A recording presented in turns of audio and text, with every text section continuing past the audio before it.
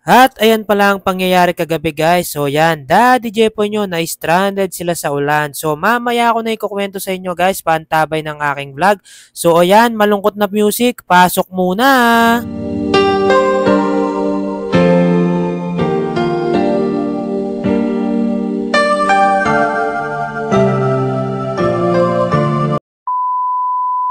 So, bali after natin nga magayos guys, yan, dali-dali na nagpalit ng damit si Daddy Jepo nyo at ayan, papunta na tayo kung saan nagwo-work si Mami. So, susunduin natin siya guys at grabe, ang lakas ng ulan at ayan, nag-zero visibility pa nga.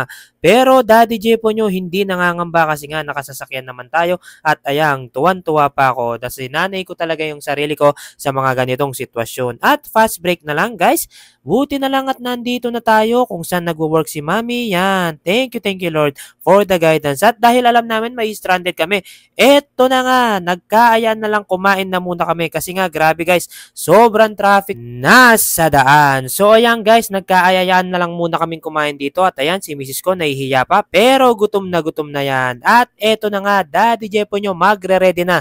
Yan, binaliktad na yung kanyang sombrero kasi gutom na rin ako. So yan guys, ayan, nako, enjoying the food lang kami dito. Yan, kahit maulan at sobrang bahana sa daan, kami pa-relax lang kasi hindi mo mapipigilan ng mga taong gutom.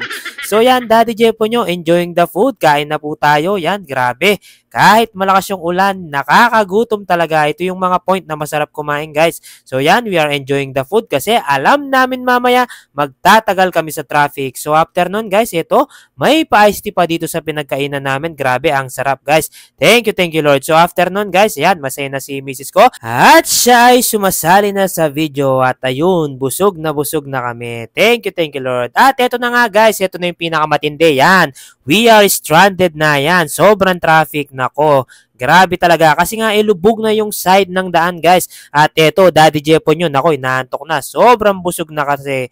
At eto yung naging problema guys. Yung iba kasi dito sa gilid talaga, nag-antay ng mawala yung tubig. So ayan, nag-cause talaga sila ng traffic. So wala tayong magagawa dyan guys. So buti na lang talaga at kumain kami. At eto na nga guys, pinagpasyahan ko ng lusungin yung tubig kasi nga fighter naman tayo at buti na lang eto na aming nalagpasan nito. So yung guys, talagang nilusong ko na dyan. No choice na tayo. Gustong gusto na namin umuwi. So thank you Lord. So yun lamang guys, hindi na ako nakapag-video na nasa bahay na kami. Pero papakita ko sa inyo yan. Nandito na kami sa village namin. So ingat-ingat po lagi.